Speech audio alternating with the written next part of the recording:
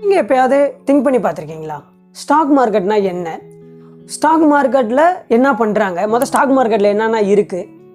அது மட்டும் இல்லாமல் ஸ்டாக் மார்க்கெட்டில் இன்வெஸ்ட்மெண்ட் பண்ணுங்கன்னு சொல்கிறாங்களே, இன்வெஸ்ட்மெண்ட் பண்ணால் அது சேஃபா அப்படின்னு சொல்லிட்டு உங்களுக்கு ஒரு பிகினராக இருக்கும் போது எல்லா டவுட்டுமே என்ன இருக்கும்னா கண்டிப்பாக இருக்கும். ஸோ இன்றைக்கி இந்த ஒரு வீடியோவில் ஒரு பிகினருக்கான A to Z நீங்கள் ஸ்டாக் மார்க்கெட்டில் என்னென்ன தெரிஞ்சுக்கிறணும் அப்படின்றத ஒரு பிகினருக்கு தேவையான எல்லாத்தையுமே நான் என்ன பண்ண போகிறேன் அப்படின்னா இன்றைக்கி இந்த ஒரு வீடியோவில் நான் ஷேர் பண்ண போகிறேன். ஆல்சோ இப்போ நீங்கள் நியூவாக மார்க்கெட்டுக்குள்ளே என்ட்ரி ஆகிறீங்க, ஒரு லேர்னிங்காக இருக்கும், அது இல்லாமல் ஒரு இன்வெஸ்டராக நீங்கள் உள்ளே வந்தாலும் என்னென்ன தெரிஞ்சுக்கிறணும், அடிப்படையாக என்னென்ன இருக்குது அப்படின்றத பற்றி எல்லாத்தையுமே நான் என்ன பண்ண போகிறேன்னா இன்றைக்கி இந்த ஒரு வீடியோவில் எக்ஸ்பிளைன் பண்ண போகிறேன். ஸோ வீடியோவை ஸ்கிப் பண்ணாமல் பாருங்கள், டக்குன்னு என்ன பண்ணிடலாம்னா டாபிக்குள்ளே போயிடலாம். ஃபஸ்ட்டு பார்த்தீங்க அப்படின்னா ஸ்டாக் மார்க்கெட் அப்படின்னா என்ன அப்படின்னு பார்த்தோம் அப்படின்னா, இப்போது ஒரு பெரிய கம்பெனி இருக்காங்கன்னு வச்சுக்கோங்களேன். ஈஸியாக நான் சிம்பிளாக சொல்லிடுறேன். ஒரு பெரிய கம்பெனி இருக்காங்கன்னு வச்சுக்கோங்க. அந்த கம்பெனிக்கு என்ன தேவைப்படுதுன்னா மணி அப்படின்றது தேவைப்படுது. ஒரு கம்பெனிக்கு எதுக்கு மணி தேவைப்படும்? அந்த கம்பெனியை டெவலப் பண்ணுறதுக்கு. ஸோ இப்போ இந்த மணியை வாங்குறதுக்கான ஒரு இடம் தான் பார்த்தீங்க அப்படின்னா இந்த ஸ்டாக் மார்க்கெட் அப்படின்றது. ஸோ இங்கே தான் என்ன பண்ணுறாங்க அப்படின்னா ஒரு இன்வெஸ்டர், அதாவது ஒரு முதலீட்டாளர்கள் என்ன பண்ணுறாங்க அப்படின்னா அந்த கம்பெனியோடைய ஷேர்ஸை என்ன பண்ணுறாங்கன்னா வாங்குறாங்க. ஸ்டாக்குன்றது அந்த கம்பெனியை என்ன பண்ணோம்னா மீன் பண்ணும். ஷேர்ன்றது அந்த கம்பெனி இஷ்யூ பண்ணக்கூடிய அந்த ஒரு பாகம் தான் என்ன பண்ணுவாங்கன்னா ஷேர் அப்படின்னு சொல்லுவாங்க. ஸோ அந்த ஷேரை நீங்கள் வாங்கிக்கிட்டீங்க அப்படின்னா அந்த கம்பெனிக்கு என்ன பண்ணிட்டீங்க, அவங்களுடைய பிஸ்னஸ் டெவலப்மெண்ட்டுக்கு மணி கொடுத்துட்டீங்கன்னு அர்த்தம். அந்த கம்பெனி தரப்புலேருந்து உங்களுக்கு என்ன தருவாங்கன்னா அந்த ஷேர் அப்படின்றது உங்களுடைய இதுக்கு கொடுத்துருவாங்க. நீங்கள் ஒரு கம்பெனியோடைய ஷேரை வாங்குறீங்க அப்படின்னா நீங்களும் அந்த கம்பெனியோடைய ஒரு பார்ட் ஆஃப் ஓனர் அப்படின்றத நீங்கள் என்ன பண்ணிக்கணும்னா தெரிஞ்சுக்கிறணும். இப்போ ஸ்டாக்னா என்ன, ஷேர்னா என்னன்றது புரிஞ்சிருக்கும். நெக்ஸ்ட் பார்த்தீங்க அப்படின்னா இந்த ஸ்டாக் ஷேர்ஸ் நான் எங்கே வாங்குறது அப்படின்றது ஒரு பிகினர் எல்லா விதத்துக்குமே என்ன இருக்கும்னா ஒரு டவுட் இருக்கும். இந்த ஷேர்ஸ் எங்கே வாங்குறது அப்படின்னு பார்த்தீங்க அப்படின்னா இந்தியாவில் பார்த்தீங்கன்னா மேஜராக 2 விதமான எக்ஸ்சேஞ்ச் இருக்குது. ஒன்று பார்த்தீங்க அப்படின்னா NSE நேஷ்னல் ஸ்டாக் எக்ஸ்சேஞ்ச், இன்னொன்று பார்த்தீங்கன்னா BSE. இங்கே தான் பார்த்தீங்க அப்படின்னா ஒவ்வொரு கம்பெனியும் அவங்களுடைய ஷேர்ஸை என்ன பண்ணியிருப்பாங்கன்னா லிஸ்ட்டு பண்ணியிருப்பாங்க. ஸோ இந்த எக்ஸ்சேஞ்சில் தான் என்ன ஆகும் அப்படின்னா எல்லா கம்பெனியுடைய ஷேர்ஸுமே ட்ரேட் ஆகும். ஸோ இந்த நம்ம எக்ஸ்சேஞ்சிலேருந்து நம்ம என்ன பண்ணிக்கிற முடியும்னா டைரெக்டாக ஒரு கம்பெனியோடைய ஷேர்ஸை நம்மளால் என்ன பண்ணிக்கிற முடியும்னா பை பண்ணிக்கிற முடியும். செகண்ட் பார்த்தீங்க அப்படின்னா ஒரு பிகினராக எல்லாத்துக்குமே ஒரு டவுட் இருக்கும், ஏன் ஒரு கம்பெனி ஷேரை இஷ்யூ பண்ணுறாங்க அப்படின்றது. நான் ஆல்ரெடி சொன்ன மாதிரி தான் கம்பெனியோட டெவலப்மெண்ட்டுக்கு பார்த்தீங்கன்னா மோர் மணி என்ன ஆகும்னா தேவைப்படும். அந்த இதுக்கு என்ன பண்ணுறாங்கன்னா பேங்க்கில் போய் லோன் எடுக்காமல் ஒரு இன்வெஸ்டர்ஸுக்கிட்ட இருந்து டேரெக்டாக இவங்க என்ன பண்ணுறாங்கன்னா ஷேரை இஷ்யூ பண்ணி இன்வெஸ்டர்ஸ்கிட்ட டேரெக்டாக என்ன பண்ணுறாங்கன்னா அவங்களுடைய மணியை என்ன பண்ணிக்கிறாங்கன்னா கலெக்ட் பண்ணிக்கிறாங்க.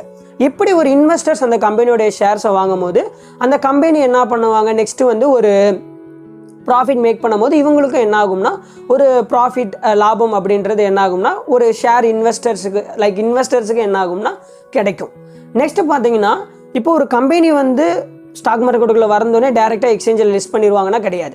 அதுக்கு முன்னாடி ஒரு ப்ராசஸ் நடக்கும். அதை தான் என்ன சொல்லுவாங்கன்னா IPO அப்படின்னு சொல்லுவாங்க, இனிஷியல் பப்ளிக் ஆஃபரிங்னு சொல்லுவாங்க. ஸோ ஃபஸ்ட்டு இனிஷியல் பப்ளிக் ஆஃபரிங்குள்ளே வந்த பின்னாடி தான் நெக்ஸ்ட்டு என்ன பண்ணுவாங்க அப்படின்னா எக்ஸ்சேஞ்சில் என்ன பண்ணுவாங்கன்னா லிஸ்ட் பண்ணுவாங்க. ஸோ ஒரு இன்வெஸ்டரை நம்ம என்ன பண்ணிக்கிற முடியும்னா IPOலையும் நம்ம அந்த கம்பெனியோட ஷேர்ஸை வாங்கிக்கிற முடியும். இது எக்ஸ்சேஞ்சில் லிஸ்டான பின்னாடி நம்ம வாங்கிக்கிறணும். பட் இந்த IPO அதை பற்றிலாம் நான் பின்னாடி என்ன பண்ணுறேன்னா கிளியராக உங்களுக்கு எக்ஸ்பிளைன் பண்ணுறேன். ஸோ அதுக்கு நீங்கள் என்ன பண்ணணும்னா நம்ம சேனலை சப்ஸ்கிரைப் பண்ணிக்கோங்க, அண்ட் கூட இருக்க பெல் ஐக்கனை கிளிக் பண்ணிக்கோங்க. ஏன்னா அந்த மாதிரி வீடியோலாம் போடும்போது உங்களுக்கு கண்டிப்பாக என்ன ஆகும்னா அப்போ தான் நோட்டிஃபிகேஷன் வரும். நெக்ஸ்ட் பார்த்தீங்க அப்படின்னா ஒரு பிகினருக்கு இதாக இருக்கும், இது வரை சொன்னதில் ஓகே, நான் எங்கே போய் ஒரு கம்பெனியோட ஷேர்ஸை வாங்குறது அப்படின்னு சொல்லிட்டு அதுக்கு நீங்கள் ஃபஸ்ட்டு என்ன பண்ணணும் அப்படின்னா ஒரு டிமேட் அக்கௌண்ட் ஓப்பன் பண்ணணும். டிமேட் அக்கௌண்ட் நான் எங்கே போய் ஓப்பன் பண்ணணும் அப்படின்னு கேட்டிங்க அப்படின்னா நான் அந்த பேங்க்குள்ளே போயிட்டு பேங்க் அக்கௌண்ட் மாதிரி ஓப்பன் பண்ணணுமான்னு கேட்டிங்கன்னா கிடையாது. நீங்கள் இந்த புரோக்கர் அப்படின்றவங்க கேள்விப்பட்டிருப்பீங்க.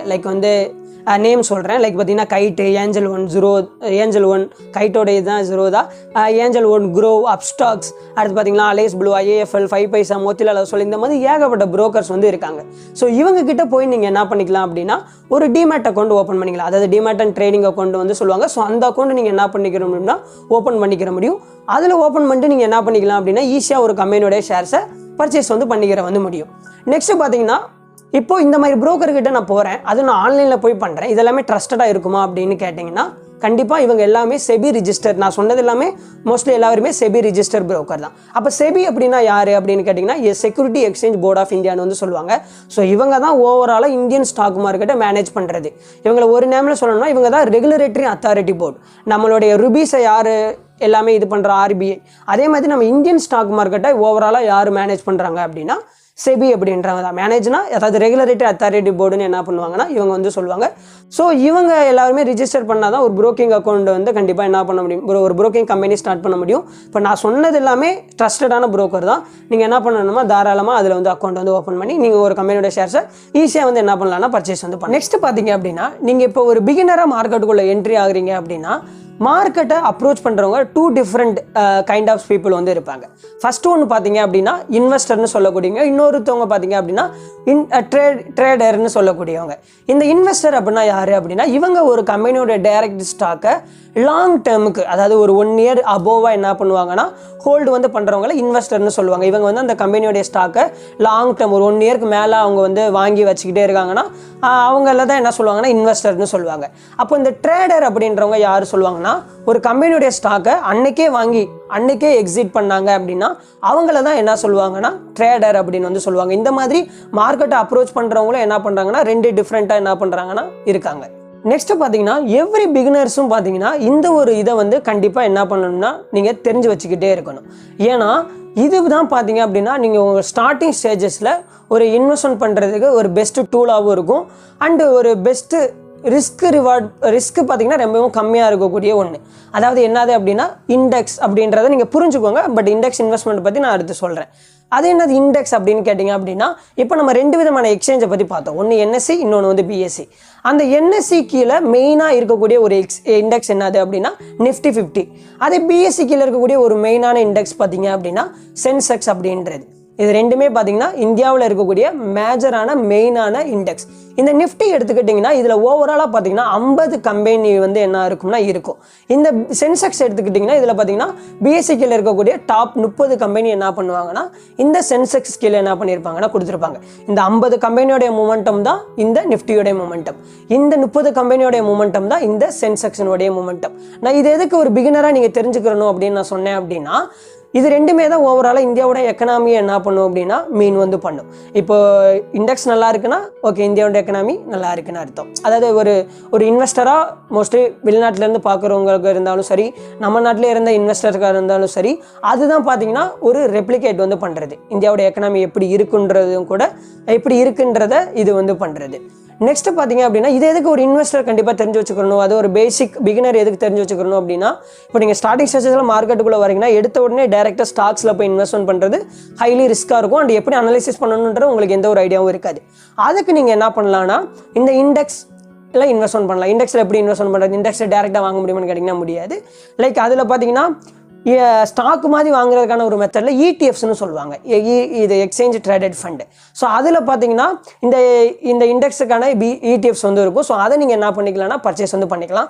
பட் இதை நான் போக போக கிளியராக எக்ஸ்பிளைன் பண்ணுறேன். பட் இப்போ இண்டெக்ஸ்னால் என்னென்னு மட்டும் தெரிஞ்சுக்கோங்க. இது எல்லாமே பார்த்தீங்கன்னா நீங்கள் நியூஸ் சேனல் பார்த்தீங்க அப்படின்னா அந்த நியூஸ் சேனல் எண்டில் என்ன பண்ணுவாங்கன்னா சொல்லுவாங்க. லைக் இந்த கோல்டு ரேட்லாம் சொன்னதுக்கப்புறம் பங்குச்சந்தை நிலவரம்னு சொல்லிட்டு இந்த 2 இண்டெக்ஸையும் தான் பார்த்தீங்கன்னா மெயினாக வந்து என்ன பண்ணுவாங்கன்னா சொல்லியிருப்பாங்க.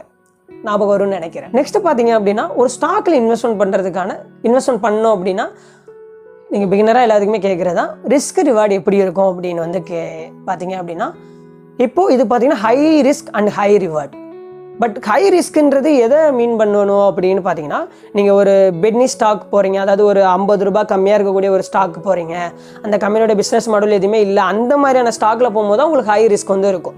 ஆனால் இது ஒரு ஸ்டேபிளான கம்பெனி, நல்ல ப்ராஃபிட் மேக் பண்ணக்கூடிய கம்பெனி, ஃபண்டமெண்டலாக ரொம்ப ஸ்ட்ராங்காக இருக்குது அப்படின்னா அந்த கம்பெனி பார்த்தீங்கன்னா உங்களுக்கு லாங் ரனில் பார்த்தீங்கன்னா உங்களுக்கு ரொம்பவுமே நல்ல ஒரு ரிட்டர்ன் வந்து தரும். ஆனால் ஷேர் அப்படின்ற இன்வெஸ்ட்மெண்ட்னாலே ஹை ரிஸ்க் தான். ஆனால் அதுக்கேற்ற மாதிரி ஹை ரிவார்டு நமக்கு என்ன ஆகும்னா கிடைக்கும். இப்போ எஃப்டி சொன்னோம்னா எஃப்டி வந்து ஃபிக்ஸட் ரிட்டர்ன் அண்ட் ரிஸ்க் பார்த்தீங்கன்னா கிடையவே கிடையாது. ஆனால் அதே ஸ்டாக் எடுத்துக்கிட்டிங்கன்னா ஹை ரிஸ்க் இருக்குது. ஆனால் அது நம்ம எந்த மாதிரி ஸ்டாக்கை சூஸ் பண்ணுறோம் அப்படின்றது. அதே மாதிரி ஹை ரிவார்டும் பார்த்தீங்கன்னா இதை பொறுத்தளவு இருக்குது. நான் அது இன்னொரு தடவை ரிப்பீட் பண்ணி நான் சொல்கிறேன், அது நம்ம எந்த மாதிரி ஸ்டாக்கை சூஸ் பண்ணுறோம் அப்படின்றது. அதுக்கேற்ற மாதிரி இப்போ நல்ல ஸ்டாக்னாலும் சரி அதனுடைய மூமெண்டம் இருக்கும். அந்த ஷார்ட் டேர்மில் போயிட்டு ஃப்ளக்சுவேஷன் ஆகிறத பார்த்துட்டு நம்ம என்ன பண்ண முடியும்னா ஓகே இவ்வளோ லாஸ் ஆயிடுச்சு அப்போ இந்த கம்பெனி அவ்வளோதான் அப்படின்றத நம்ம சொல்ல முடியாது. மார்க்கெட்டோடைய ஃப்ளக்சுவேஷன் மாறிக்கிட்டே இருக்கும், எவ்ரி டேவும் என்ன ஆகும்னா சேஞ்ச் ஆகும். பட் லாங் ரனில் ஒரு நல்ல கம்பெனி, ஒரு ப்ராஃபிட் மேக் பண்ணக்கூடிய கம்பெனியாக இருக்குன்னா நமக்கு ரொம்பவுமே சூப்பரான என்ன பண்ணுவாங்கன்னா ஒரு ரிட்டர்ன் வந்து கண்டிப்பாக வந்து கொடுப்பாங்க. இப்போ உங்களுக்கு ஒரு ஸ்ட்ரக்சராக புரிஞ்சிருக்கும்னு நான் நினைக்கிறேன். ஃபஸ்ட்டு பார்த்தீங்கன்னா செபி செபி தான் பார்த்தீங்கன்னா எப்பவுமே டாப். அவங்களுக்கு கீழே தான் பார்த்தீங்கன்னா 2 எக்ஸ்சேஞ்ச் வந்து வரும். எக்ஸ்சேஞ்சில் தான் என்ன இருக்கும், நான் சொன்ன மாதிரி ஷேர்ஸ் எல்லாமே அங்கே தான் என்ன ஆகும்னா ட்ரேட் வந்து ஆகும். ஸோ அந்த எக்ஸ்சேஞ்சையும் நம்மளையும் கனெக்ட் பண்ணுறவங்க தான் யார் அப்படின்னா புரோக்கர்ன்றவங்க. இந்த புரோக்கர் கீழே தான் வந்து நம்ம வரும். புரோக்கர் கிட்ட தான் நம்ம என்ன பண்ணுறோம், demat and trading account open பண்ணுறோம். இந்த டிமெட் அண்ட் ட்ரேடிங் அக்கௌண்ட்டை தான் நம்ம என்ன பண்ணுறோம், எக்ஸ்சேஞ்சில் இருக்கக்கூடிய ஷேர்ஸை வந்து நான் பை பண்ணுறோம். ஸோ இது வந்து ஒரு பிகினருக்கான என்னென்ன ஸ்ட்ரக்சராக இருக்குன்றதை ஷேர் பண்ணுறதுக்காண்டி தான் நான் இந்த ஒரு வீடியோ வந்து நான் மேக் வந்து பண்ணியிருக்கேன். ஸோ இதை பார்த்தீங்கன்னா இன்னமும் தொடர்ந்து ஃபினான்ஸ் ரிலேட்டடாக அண்ட் முக்கியமாக ஸ்டாக் மார்க்கெட் ரிலேட்டடாக ஏகப்பட்ட வீடியோஸ் தொடர்ந்து வந்துக்கிட்டே இருக்க போகுது. ஸோ அதுக்கு இந்த வீடியோ கண்டிப்பாக யூஸ்ஃபுல்லாக இருக்கும்னு நான் நம்புகிறேன்.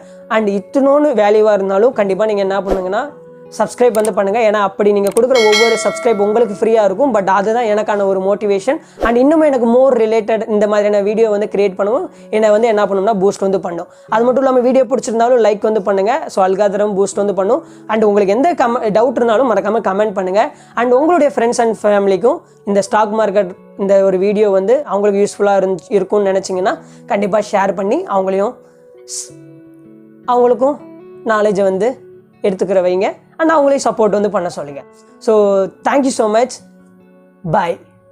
இந்த மாதிரி பாய் சொல்லி கூட நிறையா நாள் ஆச்சுடா டேய்.